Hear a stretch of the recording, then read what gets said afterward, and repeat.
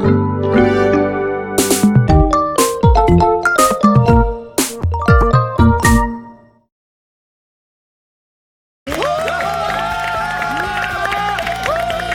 건강 프로젝트 나는 몸씨이다.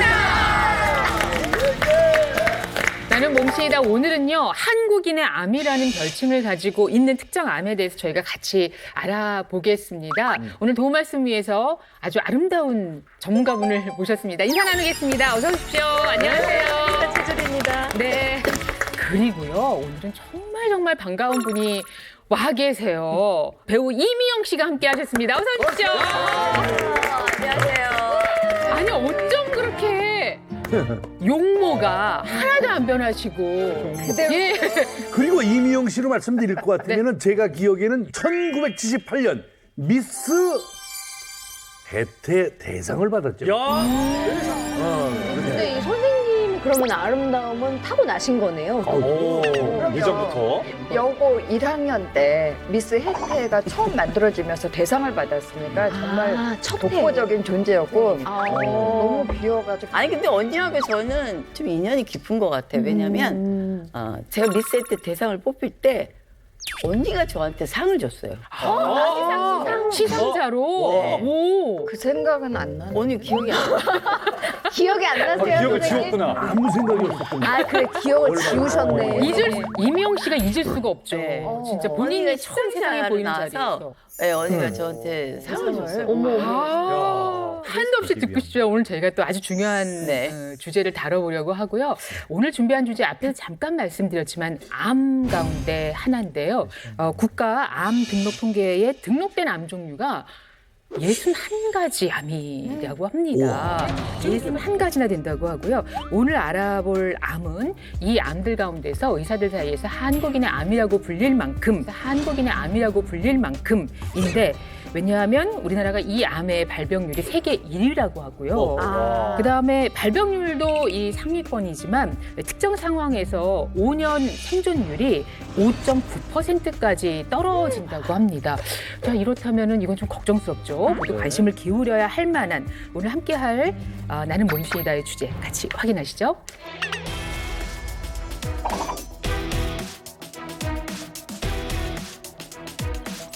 자, 오늘의 주제는요. 78%는 속수무책 당했다. 숨은 위암입니다. 위암인데. 위암. 예. 위암? 우리 그러면 몸속에 숨은 위암이 있는데도 78% 정도의 사람들은 모르고 지낸다. 뭐 이런 말씀인가요? 맞아요. 그런 말이에요. 자, 이 숨은 위암이라는 말은 조기 위암을 말합니다. 이 기수로 나누면 일기암을 말하는데요. 한 통계 자료에 따르면 이 조기 위암 환자 중에 78%가 내시경 검진 도중에 정말 우연히 발견됐다는 거예요. 이 사람들은 전부 무증상이었던 거죠. 전혀 모르고 있다. 건강검진 받으러 갔다가 날벼락 맞은 꼴인데, 근데 더 큰 문제는 이 위암일 경우 1기에서 발견이 되면 보통 5년 관찰 생존율이 89%나 되는데 이게 주변 장기나 림프절로 전이가 되면 56.7%로 떨어지고 암이 발생한 장기, 즉 위에서 멀리 떨어진 장기까지 전이가 되면 생존율이 단 5.9%밖에 안 되는 걸로 나타납니다. 그래서 위암 요거 조기에 발견하는 것이 굉장히 중요한 그런 의미가 있는 거예요. 아니 근데 조기 위암은 증상이 없다고 말씀을 하셨잖아요. 무증상인데 어떻게 조기 발견을 한단 말입니까? 그래서 오늘 이 주제를 저희가 준비한 거예요. 조기 위암, 숨은 위암이라는 거. 이거 어떻게 발견을 해야 할지 이 말씀 주치의 모시고 알아보겠습니다. 나와주세요.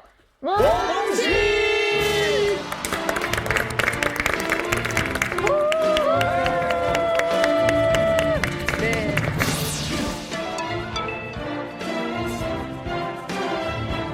오늘 이 주제를 소개해 주실 전문의를 모셨어요. 인사해 주실까요? 네, 안녕하세요. 저는 소화기내과 전문의 양기영입니다. 네, 반갑습니다. 자, 뭐 직접 질문을 드리겠습니다. 조기 위암 진단받은 환자의 78%는 무증상이었다. 이 말씀을 듣고 보니까 걱정이 많은데요. 네. 이게 사실인 거죠? 네, 그렇습니다. 이 조기 위암은 증상이 없는 것이 더 일반적입니다. 아니 그럼 어떡해요? 예. 자, 그렇다면 그냥 속수무책이라는 말이 딱 맞는 거네요. 아, 손 놓고 있다가. 그렇지만도 않습니다. 이게 조기 위암을 빨리 발견하는 방법이 분명히 있습니다. 조기 위암을 빨리 발견하는 방법이 분명히 있습니다. 네. 그 방법은 잠시 후에 다시 알려드리도록 하겠습니다. 지금 알려주실 수 있어요? 자, 그러면 또 한 가지는 조기 위암은 5년 관찰 생존율이 89%로 이렇게 높은데 먼 다른 장기에 전이될 경우에 5.9%로 확 떨어지네요. 야, 그렇다면 더욱더 마음이 급해지는데요? 예, 맞습니다. 이 조기 위암과 진행성 위암, 이게 도대체 어떻게 다르기에 생존율에서 이렇게 큰 차이가 나는지 말씀드리도록 하겠습니다. 화면 보시죠. 네. 지금 보고 계시는 그림이 바로 이 위의 단면 모습인데요. 이 조기 위암은 이 암세포가 위에 점막층이나 그 바로 밑에 있는 점막 하층에 국한된 경우를 말하는데 이 경우를 1기라고 진단합니다. 반면에 이 진행성 위암의 경우는 근육층과 장막층까지 암이 침투해서 혈관과 림프관을 따라 주변 림프절이나 또 다른 장기로 전이된 경우를 말하는데요. 좀 더 쉽게 정리하자면 암세포가 근육층과 림프절에 침투했다면 2기, 그다음에 암세포가 장막층까지 침범했고 림프절 전이까지 일어났다면 3기, 그리고 마지막으로 암세포가 이제 주변 장기에까지 전이됐다면 4기라고 진단하게 되는 것입니다.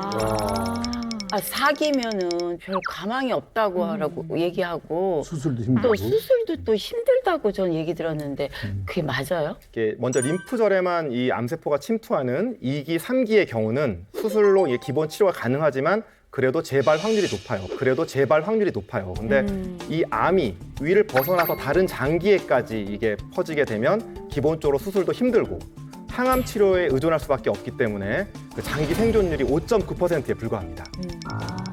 그러면 조기 위암인 1기도 수술을 해야 되는 건가요? 1기여도 위암 위치가 좋지 않으면 위를 절제하는 수술을 해야 하는데요. 초기에 정말 일찍 발견했다면 이게 내시경 시술로도 치료가 가능합니다. 제가 실제로 이 조기 위암을 진단받은 후에 내시경으로 이 암세포를 전부 제거했던 환자 사례를 사진으로 준비했습니다. 네. 화면 보시죠. 아, 요게 암이군요. 그렇습니다. 여러 가지 모양이 있긴 한데요. 네. 지금 이렇게 튀어나온 이 부분이 바로 위암 부분인데요. 이분은 71세 환자셨습니다. 예, 건강검진으로 이제 위 내시경을 받던 도중에 위 점막에서 이런 소견이 발견되어서 조직 검사, CT 촬영, 그리고 내시경 초음파를 시행한 결과 주변 림프절이나 다른 장기에 전이가 없어서 조기 위암으로 진단되었던 그런 케이스입니다. 아니 건강검진 받다가 얼마나 놀라셨겠어. 그러니까요. 네? 조기 위암이라니까 천만 다행은 다행. 발견한 게 정말 다행이에요. 정말 다행이에요. 근데 그렇다면 저분은 내시경으로 이제 대처를 하신 건가요? 네, 그렇습니다. 그 내시경만으로 이 위암을 뗐던 사진을 준비했습니다. 화면 보실까요? 예. 지금 이 환자는 이 조기 위암 진단을 받은 후에 내시경 점막하 절제술을 받았는데요. 시술 과정을 짧게 설명드리자면 이 아까 보였던 암세포 병변 주변으로 이 생리식염수를 찔러 넣습니다. 그럼 이렇게 생리식염수를 집어넣으면 이제 병변이 이렇게 위로 이렇게 떠오르게 되는데요. 네, 네. 예, 그 떠오른 그 조직을 360도를 절개하는 방식으로 제거하는데 보통 일반적으로 1시간 정도 소요됩니다. 그래도 조기 위암 발견해서 이 조건을 전부 충족해서 내시경으로 시술할 수 있다면 얼마나 다행입니까? 근데 그 일기에서 벗어나서 이제 진행이 됐을 때 그때는 또 완전히 다른 문제가 되겠죠. 그렇죠. 예, 그 사례도 한번 보실까요? 자, 지금 보시는 이 사진은 좀 다르죠. 이 사진은 좀 다르죠. 지금 보시는 이 사진은 좀 다르죠. 위암 네. 3기 진단을 받은 환자의 위 내시경 사진입니다. 네, 이분은 56세 남성이셨는데요. 복부 불편감이 있어서 병원에 내원하신 후에 내시경 검사를 받았는데 이처럼 위암 3기 진단을 받으셨습니다.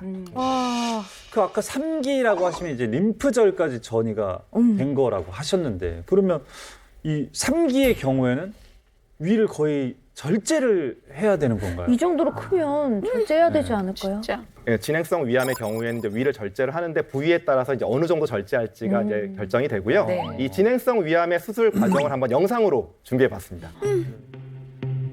예, 지금 화면 이 아래쪽에 보이는 게 바로 위인데요. 지금은 이 위와 붙어 있는 노란색, 저 윗부분인 노란색 장막과 위 사이를 이렇게 분리해내고 있습니다.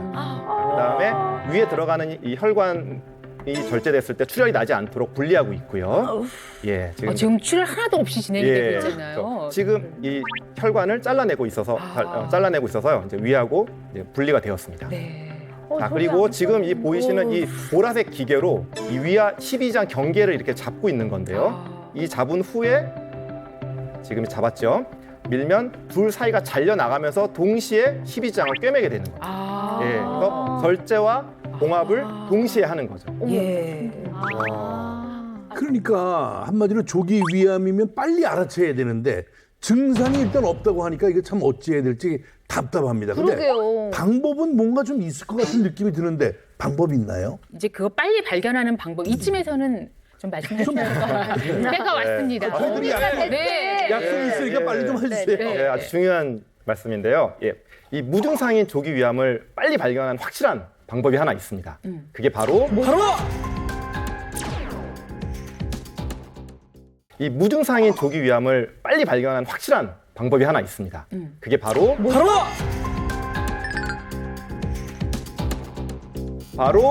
내시경 검사로 위 모양을 살피는 것입니다. 바로? 내시경 검사로 위 모양을 살피는 것입니다. 결국 내시경을 해라. 예, 그렇습니다. 아니 선생님 그건 좀 그러면은 다 알고 있는 나온 얘기 아니에요? 네. 우리도 다 모르지 않거든요. 예, 그런데 이 내시경 사진을 실제 보시면 굉장히 어려우실 수도 있어요. 이게 왜 이렇게 해야 되는지 한번 오. 제가 위내시경 사진을 여러 장을 한번 준비했는데요. 여러분들이 이걸 보시고 이 중에서 조기암을 진단받은 위가 어떤 위인지 한번 맞춰보시겠어요? 예. 맞춰야지. 오고. 뭐야? 오고. 뭐야? 다 안 좋아 보이는. 심각해 보이긴 하네요. 전혀 모르겠는데요. 여기에 암이 조기 위암이 어느 사진? 근데 5번째 사진은 확실히 조금 안 좋아 첫 번째 보이지 않나요? 거는 조금 뭐가 허른 것 같고 두 번째도 좀 염증이 많은 것 같고 아까 세 번째가 좀 비슷하지 않아요? 아까 전에 뭐가 세 번째. 나와 있던. 세 번째는 세 번째. 아니 그렇게 치면 4번째는요. 지금 혹이 엄청 큰데요?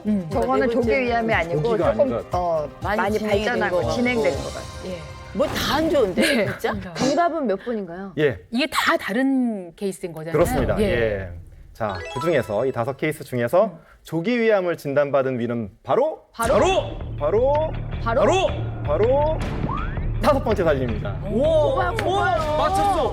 5번째 진짜 안 좋아. 예. 정말 아파 보이긴 하는데 지금 다 다르잖아요. 특징들도 다르게 나타나나요? 양성종양? 예. 이 한번 같이 한번 사진을 보시면요. 이 위궤양의 경우에는 위 점막이 이게 손상이 되어서 그 부분에 궤양을 만들고 정상 부위와 궤양의 경계면이 비교적 또 깨끗하게 만나면서 이 표면, 이 헐어 있는 이 궤양의 표면을 보시면 평평하고 고른 편입니다. 자, 바로 그 옆에 있는 역류성 식도염은 그 긴 관의 모양인 이 식도를 따라서 이 궤양이 보이는데요. 이거는 이제 위산이 식도로 역류할 때 이 식도에는 위산 방어층이 없거든요. 그래서 생긴 일종의 화상 자국이다. 예, 이렇게 생각하실 수 있습니다. 많은 분들이 고생하지. 예, 많이 있습니다. 굉장히 요즘에. 진짜 한국인 정말 많죠. 예. 이 세 번째 사진은 위선종. 위선종은 주변보다 좀 튀어나와 있죠. 발견할 주변보다 수 좀 약간 하얗고 주변 점막과 이 경계가 지어지는 표면 패턴을 가지고 있고 위암의 전 단계라고 말씀드릴 수 있겠습니다. 자, 그리고 이 양성종양 굉장히 빨갛고 이렇게 막 아주 기분 나쁘지만. 무섭게 생겼죠. 이게 이제 딸기 같이 생겼다라고 많이 말을 하는데요. 안 이게- 좋아 보여요. 예. 근데 이건 위에서 종종 발견되고 있고 크기가 큰 경우에는 암과도 혼동되는 양성 종양입니다. 예, 너무 무섭다. 자, 그리고 이제 마지막 정답인 5번 조기 위암은 이 보시면 이제 궤양이에요. 많이 헐어 있는데 궤양이 이 정상 조직과 경계가 불분명합니다. 저렇게 하얗긴 한데 어디까지가 정상인지 또 아니면 이상 부분인지 알기 힘든 이렇게 주변으로 뻗어나간 듯한 느낌을 주는 양상이고요. 이 궤양의 내부가 이게 울퉁불퉁해요. 약간 평평하지 않고 그리고 중간중간에 약간 붉고 좀 더 진한 부분들이 포함되어 있습니다. 네, 삼식이 난 것 같네요. 그 맞습니다. 예, 그래서 이게 바로 우리나라에서 가장 흔하게 관찰되는 조기위암의 형태다. 이렇게 말씀드릴 수 있겠습니다. 이제 보니까 아주 기분 나쁘네 저거.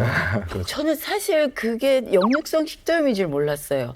가슴이 가끔 가다가 이 명치 있는 데가 너무 막 그냥 쪼여오는 것처럼 너무 아프고 근데 바보같이 심장이 내가 어디가 나쁜가 막 이랬는데 나중에 알고 보니까 이게 역류성 식도염이라 그러더라고요. 역류성 식도염도 암으로 갈 수 있는 그런 가능성이 있나요? 역류성 식도염은 위암과 상관관계가 없습니다. 그래서 걱정 안 하셔도 될 것 같아요. 네. 그러면 위암으로 발전할 확률이 높은 위가 따로 있는 건가요, 혹시? 네, 이 위 내시경을 했을 때 위암 발병 위험이 높은 이는 따로 있습니다. 위암 발병 위험이 높은 이는 따로 있습니다. 예, 예. 사진 한번 보실까요? 자, 이렇게 보시면 내시경 사진들이 있는데요. 위 내시경 후 위축성 위염 또는 장상피하생을 진단받았다면 이 위암의 경고등이 켜진 것이므로 정말 각별히 주의하셔야 합니다. 둘 다 진짜 너무 아파 보여요. 예. 아니 위축성 위험은 알겠는데 장상피하생을 잘 모르겠어요. 근데 이 두 가지 이게 뭔데 이게 위암을 발생시키는 거예요? 그렇지. 예, 그러면 그 먼저 전 단계인 위축성 위염부터 말씀을 드려보도록 할게요. 네. 위축성 위염은 말 그대로 위축이 되어서 점막이 이 만성 염증으로 얇아져서 그런 밑에 있는 것들이 잘 보이는 그런 특성이 있습니다. 비치는 건가요? 그렇죠. 예. 아파 보여요. 예, 이 위 점막이 얇아지면 손상도 쉽게 받아서 또 이 위암으로 발전된 위험이 굉장히 높습니다. 통계적으로 연구를 해보면 위축성 위염이 있으면 위암으로 발전할 확률이 약 6배나 증가한다고 하는 보고도 있습니다. 굉장히 약해진 상태네요. 예, 그렇습니다. 자, 이 위축성 위염이 오래 지속이 되면 위 점막이 장점막으로 바뀌게 되는데 그렇게 바뀐 것의 이름이 장상피 같이 변했다. 그래서 장상피 화생 이렇게 부르거든요. 이 장상피 화생 역시 위암의 주요 원인입니다. 이 장상피 화생이 있을 때는 위암 발생률이 무려 11배까지 높아진다. 이런 보고도 있거든요. 이 더 큰 문제는 위축성 위염이나 이 장상피 화생이라는 것이 약을 먹는다고 해서 원래 상태로 복구가 되지 않습니다. 이런 분들은 앞으로 더 심해지지 않도록 정기적인 검사를 하는 것이 저걸 찾아내는 방법입니다. 아유, 결국 뭐라고요? 뭘 해야 된다고요? 내시경 검사 네. 정기적으로 하는 게 가장 중요하다는 이제 그런 말씀을 해주셨습니다. 36살, 39살 되던 해 위암 3기 진단을 어떡해. 아기도 4살이었어요. 아이고. 엄마를 딱 봤더니 백발이 되어 있더라고요. 어머. 마지막 인사를 하면서 울었던 기억이. 아휴, 참. 자, 지금부터는요, 위암 예방해야겠죠. 그리고 만약에 위암이 생겼다 그러면 재발하지 않도록 참 많은 노력이 필요할 텐데요. 이걸 어떻게 하는지 알고 있는 특별한 분을 저희가 모셔보도록 하겠습니다. 조기 위암 진단을 받으셨는데 이분이 곧 완치 판정을 이제 앞두고 있다고 해요. 곧 완치 판정을 받게 되실 분이신데요. 오늘 이 몸신을 모시고 어떻게 이렇게 회복이 되셨는지 말씀을 나눠보겠습니다. 나와주세요. 몸신!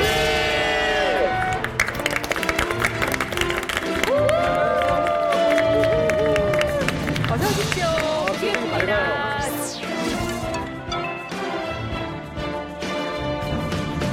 네, 누구신가요? 안녕하십니까. 대전에서 온 김성탁이라고 합니다. 네, 저는 이제 2017년도에 제가 39살 되던 해 그 위암 판정을 받았고요. 그때는 위암 1기 진단을 받았습니다. 그리고 이제 올해 12월에 완치 판정을 앞두고 있습니다. 아, 진짜 다행이에요. 네. 그것도 30대 마지막에 받은 위암. 이건 뭐 전혀 예상치 못하신 일 아니겠어요? 예, 전혀 예상하지 못했고요. 네. 그때는 제가 처음에는 건강검진으로 알게 됐습니다. 아까 말씀하신 것처럼. 가봐야 돼. 이제 건강검진으로 알게 됐고, 오전에 내시경 검사를 했어요. 네. 그래서 내시경 검사가 끝나고 나서 보통 그냥 가라 그러는데, 다른 방으로 부르더라고요. 그래서 사진을 보여주면서 이제 담당 선생님이 자기 경험상 요거는 95% 이상은 암이다. 95% 이상은 암이다. 그러니까 치료를 준비를 할 생각을 하고 있으라라고 그렇게 충격이지. 이야기를 들었어요. 근데 이제 그 순간에 보통은 이제 그 삐 하는 소리밖에 안 들리더라고요. 그렇죠. 너무 충격을 받으 집으로 가야 되는데 집으로 가는 방향도 반대 방향으로 가고 어머머. 그리고 버스도 이제 반대 방향으로 타서 하루 종일 돌아다니다가 집에 갔죠. 근데 집에 가서 아내한테 내가 암이라는 소견을 들었다 그렇게 이야기를 하니까 안에도 믿질 않더라고요. 그래서 그냥 그렇게 있다가 일주일 후에 조직 검사 결과가 나왔는데 거기서 악성 판정이 났으니까 빨리 큰 병원으로 가서 진료 예약을 하라고 그렇게 이야기를 합니다. 그러니까 선배님. 아니, 그러니까 전혀 증세가 없는 그러니까. 상태에서 알게 되신 거죠. 그런데 사실 더 청천벽력 같은 소리를 들었어요. 뭐예요? 병변이라든지 위치라든지 분화도라든지 이런 것들이 너무 안 좋게 보여가지고 요거는 위를 전부 다 절제를 해야 된다. 위를 전부 다 절제를 해야 된다. 그리고 복강경도 아니고 개복으로 해야 된다. 해서 전이가 됐는지 확인해야 된다는 그런 설명을 듣고 놀랬지만 그 수술하고 난 다음에 저는 이제 그 위를 한 군만두 절반 정도 요 정도만 남겨놓고 다 절제를 한 상태. 남기게 요만큼이에요. 요만큼만 남겨놓고. 우리 김성탁 몸씨는 어떤 케이스였는지 저희가 자료 보면서 말씀을 나누겠습니다. 사진 보시면요, 내시경 사진 보시면 이 위에 주름들이 아래쪽과 위쪽에서 가다가 갑자기 딱 끊어진 것 같은 그런 부위가 있습니다. 저희 동그라미로 표시되어 있는 네. 그 부위를 이렇게 확대해서 보시면 빨갛고 두 개의 주름이 오다가 비정상적으로 합쳐지는 조기 위암 때문에 딱 끊어져서 더 이상 가지 못했기 때문에 막혀 있는 그런 양상이어서 조기 위암에 합당한 소견이고요. 아마 그런 위치의 문제, 이런 등등등의 문제로 아마 전절제를 할 수밖에 없지 않으셨나 하는 생각이 듭니다. 김성탁 몸씨는 정말 많이 놀라셨을 것 같아요. 점점 들어보니까. 놀라지. 그 당시 심정을 좀 알려주세요. 사실 굉장히 충격이죠. 네. 이제 한참 사회 활동을 할 때고 30, 40대에 네, 그 암 진단을 받았으니까 굉장히 충격이었는데 그 와이프가 오히려 더 많이 놀랬어요. 아내가. 맞아. 왜냐하면 수술을 설명을 듣기 위해서 의사한테 가서 설명을 듣고 있는데 그분이 위를 전절제를 해야 되고 이제 개복으로 해야 되고 하니까 아내가 옆에 있다가 갑자기 펑펑 우는 거예요. 갑자기. 그래서 아니 멀쩡한 사람을 위를 전부 다 잘라내면 밥은 어떻게 먹고 어떻게 사냐. 그래서 서럽게 막 울더라고요. 그래서 이제 그거를 제가 진정을 시키느라 저는 조금 안정을 할 수밖에 없어요. 오히려 아내를 네네. 알리더라고요. 결혼하고 그때가 몇 년쯤 된 거예요? 5년, 9이면. 아이고. 5년 됐죠. 아유, 5년 아기가 됐고 있을 애기도 때인가요? 그때가 4살이었어요. 아유. 오늘 그 아내가 뒤에 계세요. 안녕하세요. 여러분 박수 환영해 주시기 바랍니다. 나와 계십니다. 네, 안녕하세요. 송유정이라고 합니다. 아, 네. 그때 당시 아우 기억나시죠? 네. 음. 처음에 진단을 들었을 때는 정말 믿고 싶지 않았어요. 아유. 네, 30대 너무 젊은 나이에 암이라뇨. 그래서 저희 남편이 평소에 운동하는 것도 좋아하고 또 그 체력도 좋은 편이어서 믿기 정말 힘든 사실이었고 이렇게 저희 집에 찾아온 불운을 어떻게 대응을 해야 될까 고민을 참 많이 했었던 것 같아요. 그리고 저희 어린 아들이 있었기 때문에 맞아. 엄마 아빠가 이런 역경을 어떻게 슬기롭고 긍정적으로 헤쳐나가는지 보여주려고 노력했었습니다. 그렇게 또 결국에 그 위 전절제를 하셨는데 위 전절제를 하신 그 가장 힘드셨던 부분이 어떤 부분인지. 아무래도 밥을 먹는 거죠. 예. 밥을 먹어서 이게 저장하는 공간이 없어졌으니까 밥 먹기가 굉장히 힘들었어요. 그래서 밥 먹을 때는 항상 아주 조금씩 굉장히 많이 씹어서 그렇게 했어야 됐고 밥 먹고 나서 20-30분을 앉아 있어야 그 다음에 이제 좀 진정이 돼서 움직일 수가 있고 바로 움직여 버리면 여기에 잠깐 저장이 돼 있던 음식물이 바로 소장으로 내려가는 사태가 생기기 때문에 쇼크가 온다든지 뭐 혹은 극심한 그 복통이 올 수도 있기 때문에 그것 때문에 한 번은 응급실에 실려간 적도 있었어요. 네. 야, 이게 참. 아니 근데 진짜 이 진단을 받기 전에 아무런 증상이 없었어요. 네, 제가 생각을 해봐도 그렇게 특별한 증상은 없었던 것 같아요. 가끔 음주하고 나면 다음날 아침에 잠깐 속이 쓰린 정도? 그리고 여기 명치에 잠깐 가끔 이제 따끔따끔한 증상이 있긴 했는데 그게 뭐 심하지도 않고 항상 그런 것도 아니어서 그러니까 술 때문이려니. 네, 그냥 뭐 암이라는 생각은 전혀 해본 적이 없어요. 자, 뭐 전절제를 하셨기 때문에 드시는 거 지금 말씀만 들어도 저희가 얼마나 힘들었을까 하는 생각이 드는데 그러면 그게 보통의 우리가 먹던 그 음식을 드시는 것도 아닐 테고 분명히 식단도 바뀌어야 되는 거 아니겠어요? 사실은 전절제를 했다고 해서 완전히 다른 음식을 먹는 건 아니더라고요. 그래요? 일반적으로 먹을 수 있는데 조금 더 좀 고단백 위주로 그리고 소화를 시키기 쉬운 식단으로 그렇게 바뀌게 되더라고요. 네. 특히 이제 제 아내가 저 때문에 이제 고민을 많이 하고 그 위에 좋다는 식재료를 하나하나 찾아가면서 밥이면 뭐 간식이며 왜냐하면 제가 하루에 7끼, 8끼를 먹어야 되니까 그런 것들을 손수 만들어줬어요. 그래서 저 때문에 뭐 직장도 그만두고 그래서 이제 같이 지켜주면서 고생을 많이 했죠. 그래서 장가 잘 갔네 진짜. 진짜요. 예. 아니 근데 주로 남편분에게 어떤 걸 만들어 주셨는지 또 궁금해요. 네. 주로 단백질 위주의 식단을 좀 구성을 했는데요. 이제 잘 아시다시피 그 닭가슴살이라든지 아니면 생선 그리고 기름기가 적은 소고기 부위를 구워줬고요. 그 외에도 특히나 제가 신경 써서 해준 특별한 식단이 하나 있는데요. 아무래도 그거 먹고 회복하는 데 많은 도움을 받지 않았나 싶습니다. 그러면요 말씀만 하실 게 아니고 그쵸. 그 비장의 식단을 지금 저희들에게 소개해 주실 수 있나요? 아, 네, 그럼요. 네. 자, 무엇보다 두 분이 밝으셔서 참 좋기가 좋은데 미아민 남편을 살린 그 밥상 많은 분들이 지금 궁금해하실 것 네. 같거든요. 예, 이 안에 어떤 것이 있는지 공개를 해주시겠습니까? 네, 바로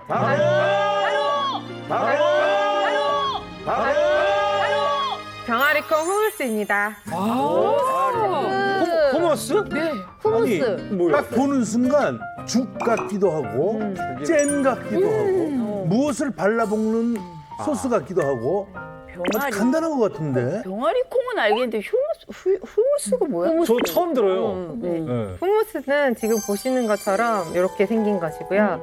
이집트 같은 중동 지역에서는 굉장히 대중적인 음식이에요. 그래서 후무스라는 게 이집트어로 병아리콩이라는 뜻이고요. 말 그대로 병아리콩을 이제 갈거나 으깨서 이렇게 죽 같은 형태로 만든 다음에 여러 가지 향신료나 아니면은 소스를 첨가해서 섞어 먹는 음식이에요. 저기다가 소스를. 이집트 음식이네요. 맛있죠. 네. 요걸 직접 좀 만들어 주신다고요? 네네네. 예, 여러분 같이 배워볼까요?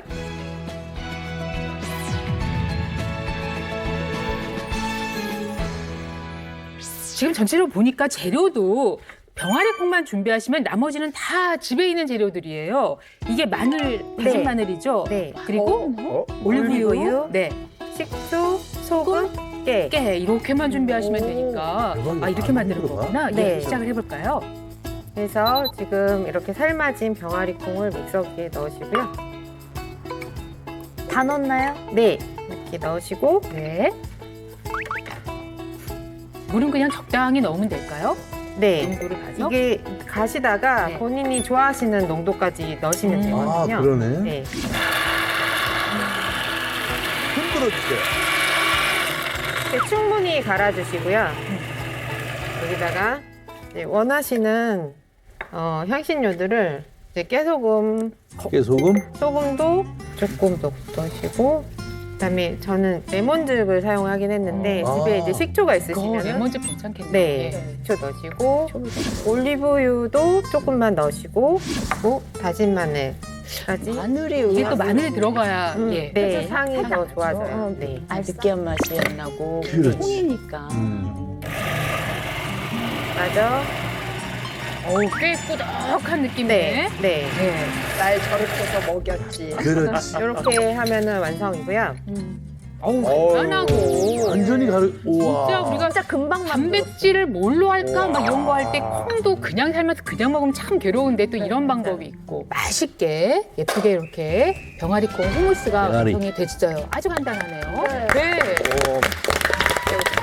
이걸 아니 특별히 이 메뉴를 생각하셨던 이유가 있으세요? 이 식재료를 쓰시고? 네, 이제 위암 수술을 하고 나면 위를 절제해냈기 때문에 음식을 저장할 수 있는 공간이 굉장히 적어져요. 네. 그래서 음식이 들어왔을 때 소장으로 빠르게 이동하기 때문에 그 살을 찌우려면 그 체중을 유지하기 위해서는 간식처럼 수시로 자주 먹을 수 있는 음식이 필요하다고 해서요. 네.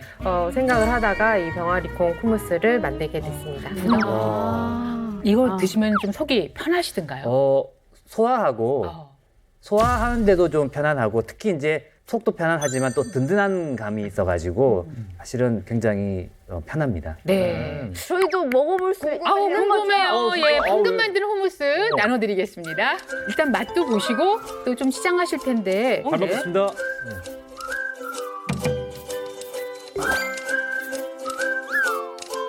어우, 너무 엄청 양이 많아. 부드러워요 일단. 이거 아이들한테도 아주 좋을 것 같고 어르신들 뭐한테도. 저는 사실 집에서 이 병아리 콩을 너무 느끼해서 아하. 사실 잘 안 먹게 됐거든요. 근데 좀 마늘이 들어가니까 훨씬 더 좀 먹을 수 있을 것 같고 좋네요. 최주리 선생님 어떻습니까? 이 위암에 큰 도움이 되겠죠? 네네. 위암 환자는 일반인하고 비교해봤을 때 위기능이 많이 저하된 상태잖아요. 위 수술 후에는 소화 능력이 더 떨어집니다. 이때 양질의 단백질을 섭취해야 소화기계의 세포들이 건강하게 재생이 되고 수술 후에 소모된 체력을 회복할 에너지가 생성되기 때문에 위암 수술 후의 단백질 섭취는 너무 필수적인데요. 병아리콩이 일반 콩보다 단백질이 풍부하다고 해요. 병아리콩 100g의 단백질 함량이 19.3g으로 같은 양의 완두콩과 비교해봤을 때 3배 이상이 높기 때문에 병아리콩이 후무스는 위암 수술에 회복이 확실히 도움이 되겠습니다. 네. 많이 드세요. 네. 자, 이번에 모실 분도요, 위암을 이겨내신 분이세요. 또 오늘 어떤 방법을 알려주실까요? 이분은 조기 위암 발견하지 못해서 3기 진단을 받으셨는데요. 기적적으로 그걸 이겨내신 분이십니다. 예, 모시겠습니다. 나와주세요.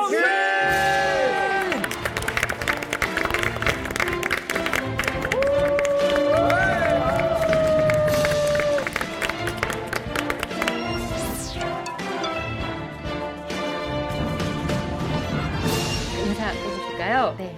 안녕하세요. 성북구에 사는 김진경이라고 합니다. 반갑습니다. 예, 처음 발견하셨을 때 3기, 위암 3기였다고. 네, 네. 얼마나 놀라셨을까. 그때 상황 좀 말씀해 주실까요? 네. 2015년도에 제가 36살 되던 해에 위암 3기 진단을 받았어요. 저희 언니가 산부인과 의사인데 30살이 넘어가고부터는 정밀 검진을 꼭 받아야 된다라고 잔소리를 하면서 쫓아다녔었는데 이제 36살이 되니까 꼭 받아야 된다 올해는 해서 등 떠밀려서 예약을 했고 검사 당일 마지막 코스가 위 내시경이랑 대장 내시경이었고 네. 그날 마지막 검진자가 저여서 병원에 혼자 남아 있었는데 간호사들이 멀리서 김진경 씨 보호자분을 찾더라고요. 그래서 저분들이 제가 여기 혼자 온 걸 아는데 왜 내 보호자를 찾고 계시지라고 뭔가 좀 이상하다라고 생각을 했어요. 그래서 이제 진료실에 들어갔더니 위 사진, 제 위 사진 이렇게 딱 걸려 있고 선생님께서 99% 위암이고 내시경을 하면서 응급으로 조직 검사를 이미 보냈고 큰 병원을 바로 가서 수술을 바로 하셔야 될 것 같다라고 하셨어요. 보호자를 기다릴 새도 없이 진짜. 이제 바로 통보를 하고 네. 진행이 된. 그럼 그날로 바로 큰 병원으로 가신 거예요? 그날은 토요일이어서 어떤 병원에 어떻게 가야 할지 이제 언니가 있었으니까 백방으로 나서서 정보를 탐색을 했고요. 그날은 맛있는 밥을 먹으러 갔습니다. 그런 말씀을 듣고도 어떻게 그런 여유가 그래도. 네, 그때는 뭐 지금은 웃으면서 얘기하지만 그때는 울면서 먹었습니다. 눈물 나지. 그래서 큰 병원으로 바로 검사를 갔고요.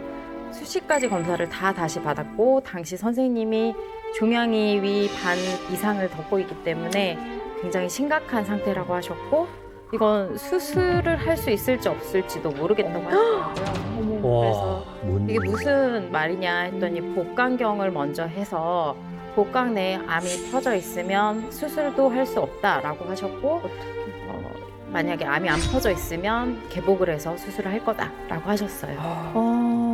심각했네. 저희가 당시에 한번 상태도 보고 그리고 이야기를 한번 진행해 보겠습니다. 예, 자료를 가져오셨거든요. 네. 네. 저 사진을 보시면은 네. 크고 넓은 네. 아주 심한 그런 궤양성 병변이 보이는데요. 보면 그 표면이 굉장히 또 울퉁불퉁합니다. 네. 예, 굉장히 큰 그런 궤양성 병변을 보이고 있는 진행성 위암의 전형적인 그런 내시경 소견입니다. 종양이 위에 거의 대부분을 덮고 있다. 이제 이런 진단을 받으셨던 거죠. 근데 아까 양경 선생님 말씀하실 때도 이제 수술을 할 수 없는 경우가 가장 이제 좋지 않은 경우라고 말씀하셨는데 그 말씀을 들었을 땐 진짜 네. 생존율이 낮다는 걸 알았고 그걸 알고 나니까 이제 내가 이제 내일이 없구나라는 생각에 오히려 좀 담담하게 내려놓고 시작을 했던 것 같아요. 그래서 제가 당시에 살고 있던 집 그리고 통장에 남은 잔고 그리고 또 키우던 강아지를 다른 데 보내면서 병원에 이제 마지막에 입원하기 전날에는 이제 강아지랑 마지막 인사를 하면서 평생 지켜주지 못해서 내가 미안해라고 평생 지켜주지 못해서 내가 미안해라고 펑펑 울었던 기억이 아직도 생생합니다.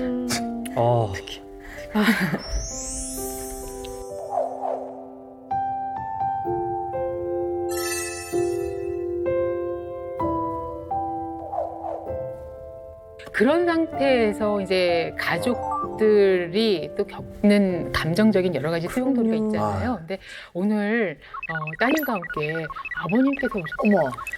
안녕하세요. 어서 오십시오. 예. 예. 아니, 지금 이렇게 시간이 흘러서 나았으니 얼마나 다행입니까? 지나간 이야기니까 그때 말씀을 한번 여쭤보도록 하겠습니다. 그때 얼마나 놀라셨어요? 위암 3기라는 말씀을 듣고.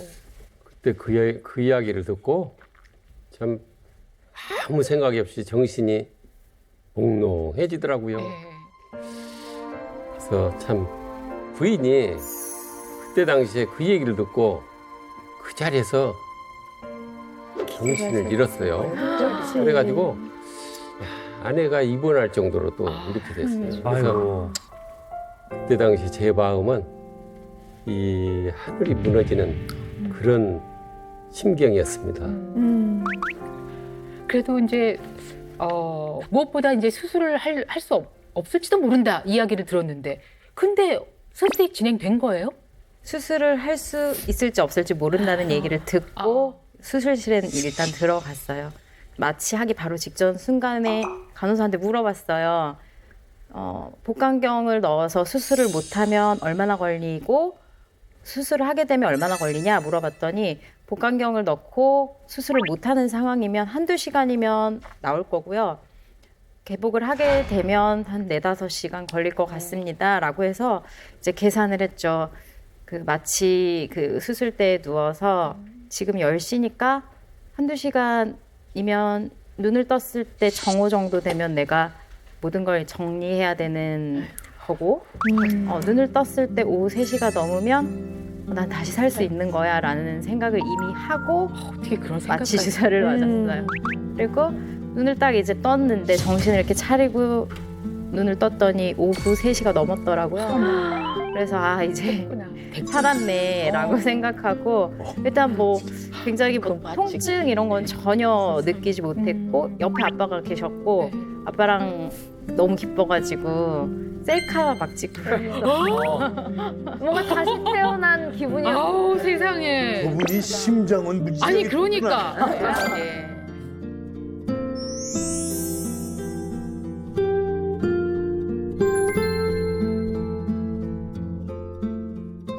그리고 개복 수술을 진행을 하기는 했고 위를 70% 절제하고 암세포가 대장이랑도 붙어 있어서 대장 외벽도 같이 조금 잘라냈다라고 들었고요. 그리고 림프절을 다 잘라냈는데 림프절은 위에 붙어 있는 거 중에 78개를 제거했다고 하더라고요. 78개를 제거했다고 하더라고요. 그래서 개복한 다음에 눈에 보이는 림프절은 모두 다 절제해냈다라고 얘기를 들었습니다. 그러니까 림프절을 제거를 하셨다면은 림프절에도 이제 전이가 된 거겠죠? 아니요, 다행히 림프절로는 암이 흐르지 않았고 78개 중에 1개도 흐르지 않았다라고. 다행이네. 깔끔하게 된 거네요. 그러면 이 절제한 것만으로 위암 치료는 이제 끝난 건가요? 저도 끝난 줄 알았었는데 종양내과로 옮겨지고 선생님이 확실히 하는 게 좋겠다고 하셔서 항암 치료를 6개월을 더 받았습니다. 끝난 게 아니구나. 체중이 46kg까지 내려가기도 했고 가장 힘들었던 걸 지금도 기억나는 거는 물의 온도랑 상관없이 어떤 물이든 닿으면 몸에 어디든 닿으면 막 시리고 따끔따끔거리고 아프더라고요. 아리다고 하는 거. 심지어는 혼자 생각하다가 아니면 슬퍼서 눈물이 나면 이 눈이 따가워서 눈물도 마음대로 흘릴 수 없는 눈물 내가 약할 제어할 수 정도. 없는데. 그런 상황으로 아파요. 그런 아니 근데 느낌. 정말 이 진경 씨 본인도 이렇게 당연히 힘드셨지만 네. 그걸 지켜보던 어머니 아까 네. 막 혼절을 하셨을 정도로 너무 큰 충격을 받으셨을 텐데 어머니는 또 얼마나 힘드셨을지 가늠이 잘 안 가네요. 엄마 나이 연세가 많으셔도 되게 머리가 검으신 편이었어요. 새치도 없고. 근데 항암 다 끝나고 나서 엄마를 딱 봤더니 엄마 머리가 백발이 되어 있었더라고요. 어떡하면 그래서 그 모습에 정말 마음이 많이 아팠습니다. 조기 위암은 무증상이라고 했지만 뭐 위암 3기까지 가면 이제 꽤 증상이 여러 가지가 나올 텐데 혹시 본인은 그런 중간중간 그런 거 못 느끼셨어요? 어떻게 거기까지 갔을까 싶은 생각이 드는데. 사실 저는 증상이 있었는데 제가 그게 큰일이 아니라고 생각했었어요. 증상은 가슴이 이렇게 꽉 막힌 것 같고 속이 굉장히 자주 쓰리고 자주 체했고 그런 것들이 그냥 가벼운 위궤양이겠지, 뭐 역류성 식도염이겠지, 과민성 대장 증후군이겠지. 요즘 현대인들, 직장인들 스트레스로 오는 일반적인 것들이라고 그냥 그거라고 생각을 했고요. 근데 막상 그 정밀 검진 받기 일주일 전에 이유 없이 구토를 굉장히 심하게 한번 했고 전날에는 혈변을 봤는데 그것조차도 사실 저는 그게 혈변인지 모르고 아무 일이 아닐 거라고 생각했어요. 아니 근데 그렇게 증세가 여러 가지로 나타나고 있는데 한 번도 내가 어떤 그 위험에 뭐 암까지 생각 안 해도 내가 건강에 문제가 있지 않을까라는 그런 생각을 한 번도 의심을 안 해봤어요. 사실 당시에 제가 식품회사에서 R&D 센터에서 상품 기획일을 했어요. 그러다 보니까 가공식품, 인스턴트 식품을 매일 맛보고 시식하는 일을 했었는데 그게 뭐 늘 이런 걸 먹으니까 속이 더부룩하고 불편한 게 당연한 거라고 생각을 했어요. 저 같아도 그렇게 생각했을 것 같아요. 그러니까. 잘 회복하기 위해서 여러 가지를 하셨을 것 같아요. 야무지게. 네. 뭘 하셨어요? 일단 식단은 당연히 바꿨지만 가장 큰 노하우는 운동이었어요. 근데 이제 나네나. 선생님께서 항암도 버텨내고 암도 극복을 해내려면 근육을 키워야 한다. 운동이 필수라고 하셨고 그래서 근육을 키워야겠구나. 내 근육이 한 개도 없구나라는 걸 그 당시에 이제 인생에서 처음 깨닫고 이제 열심히 운동을 하나씩 조금씩 하면서 매일매일 늘려가기 시작했어요. 그 양경 선생님, 그 위암 회복이랑 진짜 이 근육량, 근육 강화가 좀 연관이 있습니까? 예, 그렇죠. 지금 우리 김진경 몸신께서도 이 수술과 항암 치료를 다 받으셨는데 이런 위암 치료는 모두 근육의 감소를 일으킵니다. 근육이 얇아지죠. 면역력의 저하로 이게 이어지고 그다음에 합병증의 가능성을 높입니다. 어떤 운동을 해야 할지 저희가 팁을 좀 받아볼게요. 어떤 종류의 운동을 하셨어요? 수술 후에 걷기부터 시작해서 등산도 천천히 하고 또 발레도 하고 다양한 운동을 지치지 않고 해야 해서 매일매일 했어요. 그리고 실내에서 단 1분만 시간 내면 소중한 근육을 지킬 수 있는 운동이 있어서 여러분들한테 오늘 소개해드리려고 합니다. 1분이라고 하셨나요? 1분? 네, 1분. 실내에서 1분. 괜찮다. 1분 괜찮습니까? 너무 좋은데요? 1분 할 수 있죠. 1분 넘어가면 지쳐. 예, 위암 3기를 극복해낸 바로 그 운동 시작해 보겠습니다.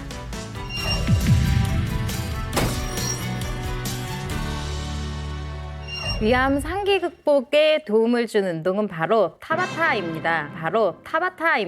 타바타 운동 많이 들어봤어요. 들어봤어요? 네, 정말 고강도 운동으로 한때 유행을 해가지고 너튜브 같은 데서도 그 따라하시는 분들 굉장히 많더라고요. 가수 B 씨가 한번 올린 적이 있어요. 슬리피 씨 따라 해본 적 있어요? 아유 전혀 없지요. 맞다고요. 나는 처음 들어보는데 타바타 운동이 뭐예요, 그게? 이 타바타 운동은 말이죠. 1996년에 일본의 운동 생리학자인 이지미 타바타 박사가 이 스피드 스케이팅 선수들의 기록 향상을 위해서 개발한 운동인데요. 숨쉬기 벅찰 정도로 헐떡거리는 아주 고강도 운동을 제한된 시간 내에 최대한 많이 실시하고 짧게 휴식을 반복하는 거. 이런 운동의 특징적인 겁니다. 야. 저는 음악에 맞춰서 두 가지 동작을 20초 동안 하고 10초 동안 쉬는 걸 반복했고 하루에 딱 1분만 운동했습니다. 1분이면 진짜. 두 가지 동작? 그러니까요. 첫 번째 동작은 개다리로 앉았다 서기입니다. 개다리. 네. 다리를 어깨 넓이로 벌리고 네. 양팔을 머리 위로 올려주세요. 다음에 스쿼트 자세로 무릎을 내리면서 동시에 팔을 W 자세로 내려줍니다. 이네. 이때 힘들어. 천천히 앉으면서 허벅지에 힘이 들어가는 걸 느껴주시고요. 그리고 팔을 내릴 때 등 날개뼈를 모아준다고 생각해야 등 근육이 자극이 됩니다. 너무 힘든데요? 너무 힘든데요? 이렇게 손을 위로 더 꽉 올려서 손바닥이 위에 보이게 폈다가 자 하나 둘 앉았다 W 자세 일어서기. 이 동작을 20초 동안 최대한 많이 반복하는 게 타바타 운동의 중요한 포인트고요. 그리고 10초 휴식합니다. 이제 스쿼트를 제대로 하면서 하는 게 중요하기는 해서 본인이 신경 쓰면서 허벅지에 힘을 주는, 근육에 힘을 주는 걸 느끼시면서 하는 것도 중요한 포인트니까 그걸 보시면서 하면 되겠습니다. 네. 두 번째 동작은 엎드려서 양발 닫기예요. 네, 먼저 어깨 넓이로 팔을 짚으시고 엉덩이는 최대한 높게 올리시고 몸에 힘을 주십니다. 해가지고 나 엉덩이 올라갔어요? 아우, 네. 하늘을 찍읍습니다, 지금. 네. 뻥끗해요, 뻥끗. 짚고 있는 양손을 반대 대각선에 있는 발에 터치하는 겁니다. 자, 오른손으로 왼 발등을 터치하고 발 안다. 안다, 이거 잘못 폈나 봐. 살짝 되는 만큼만 쓰시면 되세요. 한번 네. 앞으로 가시면. 그리고 왼손을 오른발로 터치해 주십니다. 이거.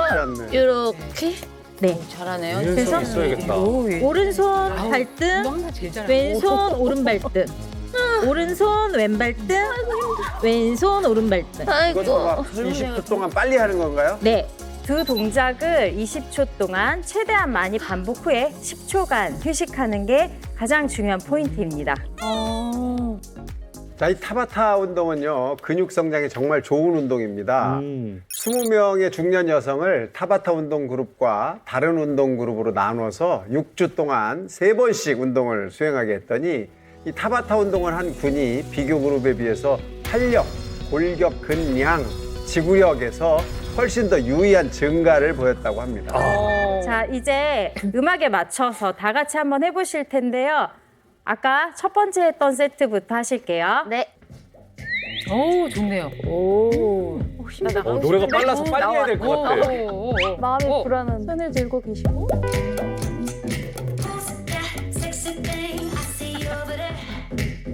와, 좋습니다.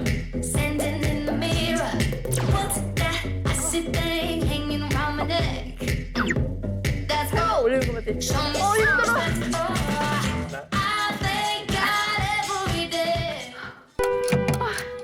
아, 20초 됐습니다. 10초 휴식. 자, 이제 엎드려서 다음 동작 준비해주세요.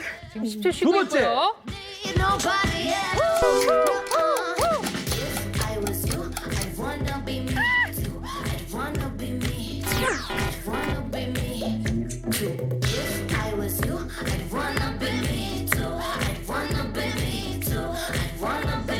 임혜진 잘한다.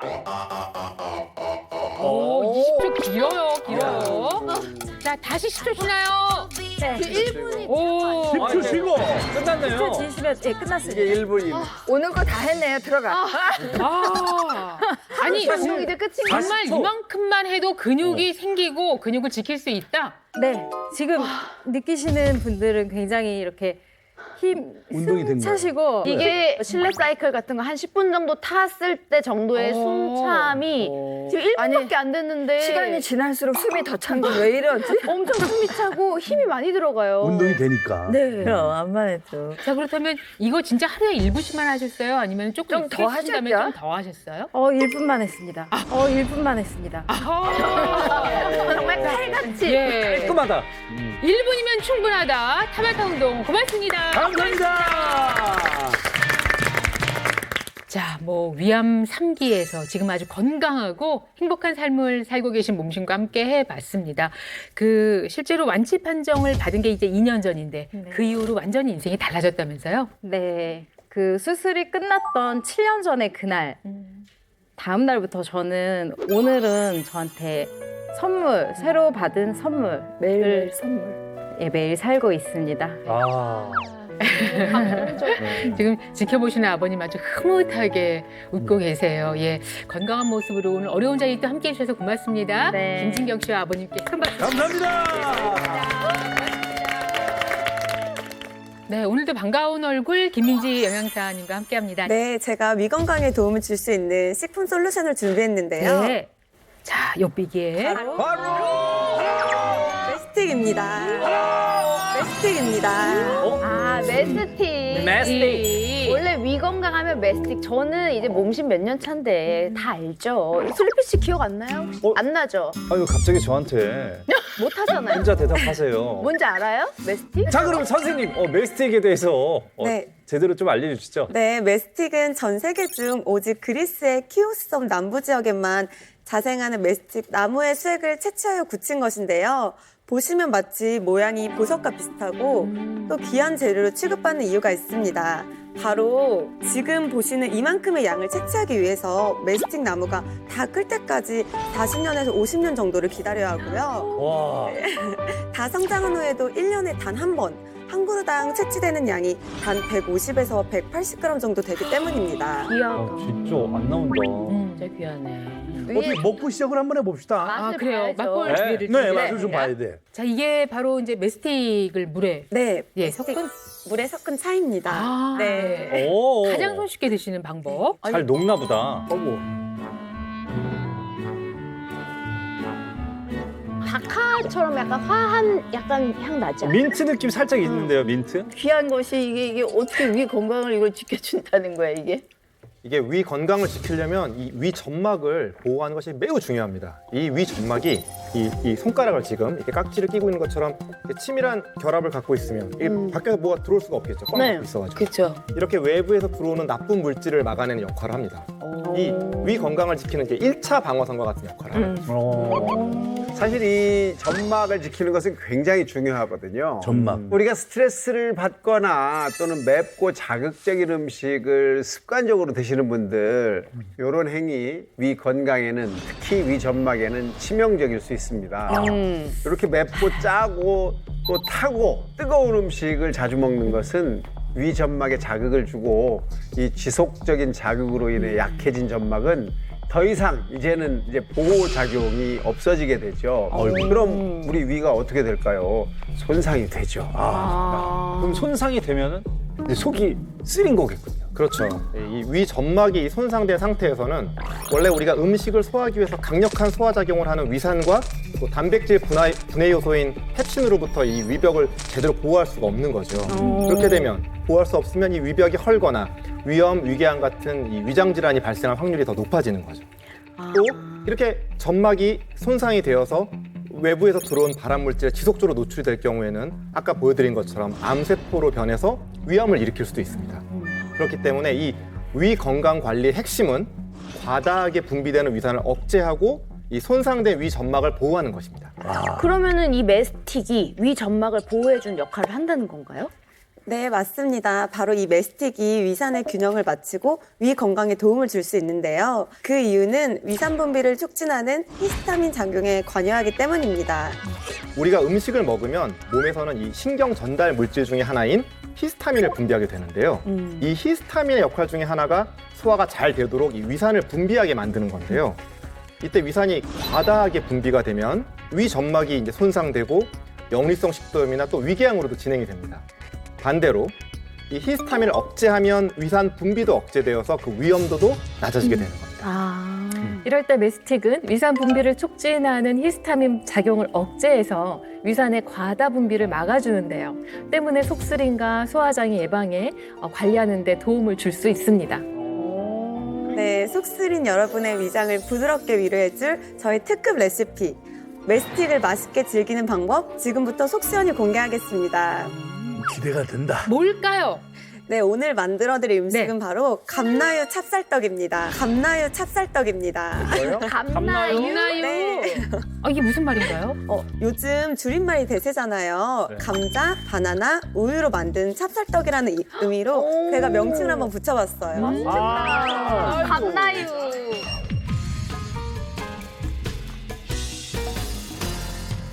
재료는 으깬 감자와 잘 익은 바나나, 그리고 라이스 페이퍼, 메스틱 가루, 우유만 있으면 만들 수 있고요. 이제 감나유가 지금 네, 있고요. 맞습니다. 여기에 지금부터 만드는 방법을 설명드리겠습니다. 네. 네, 여기 삶은 감자와 바나나를 넣고 으깨주시고요. 네. 네, 이렇게 넣어서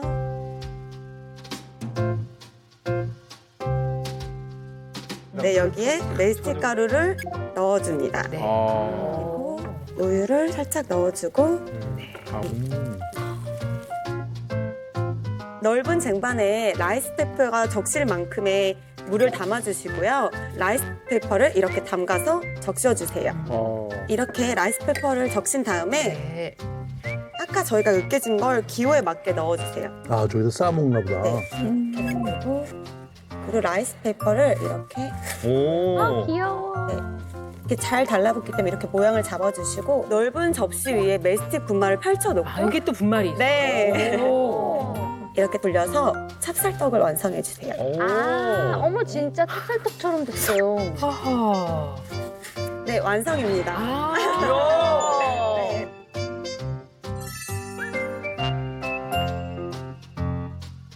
여러분께 좀 넉넉하게 되었죠? 네. 맛보시죠. 너무 궁금합니다. 진짜 찹쌀떡 같아요. 이거 정말 넉넉하다. 간단하게 먹음직스러워. 오, 완전히 그냥 완전 찹쌀이야. 떡이야, 정말. 뭐야, 이거? 느낌이 완전. 너무 진짜 찹쌀떡 같네. 일단 맛은 괜찮으세요? 네, 맛은 너무 좋아요. 맛은 괜찮아요. 네. 바나나가 역시 큰 일을 너무 하네요. 안 달고 너무 좋아요. 메스틱 향이 확 붙어있네요. 그러네. 근데 선생님 위에 좋다는 음식이 참 많잖아요. 네. 그 중에서 꼭 왜 메스틱이어야 하나요? 네, 제가 오늘 식품 솔루션으로 메스틱을 소개해드린 이유가 있는데요. 네. 그건 바로 기능성 소화불량과 위장 역류 개선에 도움이 되기 때문입니다. 기능성 소화불량은 지금 처음 듣는 것 같은데. 스트레스나 과식, 또 야식, 불규칙한 식사 이런 그 외부 환경 요인에 의해서 이 소화기의 운동성이 약해지고 기능상 문제가 생기는 것을 기능성 소화불량이라고 합니다. 근데 이 소화가 안 된다고 느끼는 증상이 정말 다양하잖아요. 여러 가지로 나타나는데 정확하게 그중에서도 어떤 증상에 도움을 주는지요? 네, 상복부의 통증과 팽창감, 속쓰림, 메스꺼움, 구토감이나 위산 역류, 트림과 같이 시국저와 같은 기능성 소화 불량 8가지 증상에 도움이 될 수 있습니다. 이 기능성 소화불량을 가진 18세에서부터 75세까지의 환자 148명을 대상으로 메스틱 검 섭취군과 그렇지 않은 대조군으로 나눠서 3주 동안 실험을 했는데요. 네. 기능성 소화장애 증상의 심각도를 묻는 이 소화불량 지수 평가 점수가 대조군은 섭취 전 대비해서 40% 개선됐다고 이야기를 한 반면에 이 메스틱 검 섭취군에서는 77%가 위통, 속쓰림, 복통, 위 불편 같은 기능성 소화불량 증상과 위산 역류 증상이 개선된 것으로 확인됐다고 합니다. 또 십이지장 궤양 개선에도 도움이 됐다는 연구가 있는데요. 22세에서 62세의 십이지장 궤양 환자 56명에게 메스틱검을 섭취시켰더니 섭취군의 80%가 증상이 완화됐다고 답변을 했다고 해요.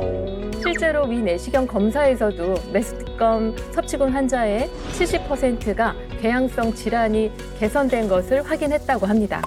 사실 저희 집도 가족약이 있기 때문에 안전하지 않다라는 생각에 식품 고를 때도 정말 유심히 진짜 신경을 써서 고르고 있거든요.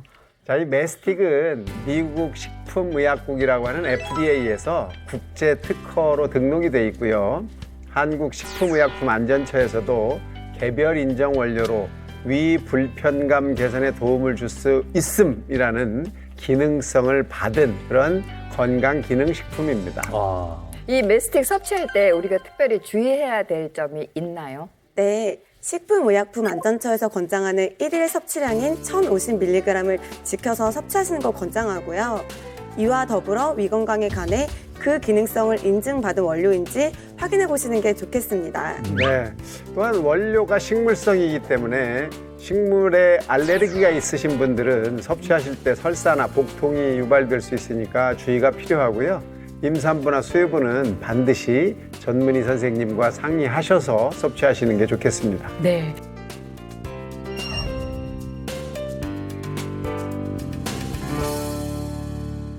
대한민국 모든 국민이 몸신이 되는 그날까지 나는 몸신이다. 고맙습니다. 세상에 이런 신이 근육의 신은 과연 누구실지 모셔보도록 하겠습니다.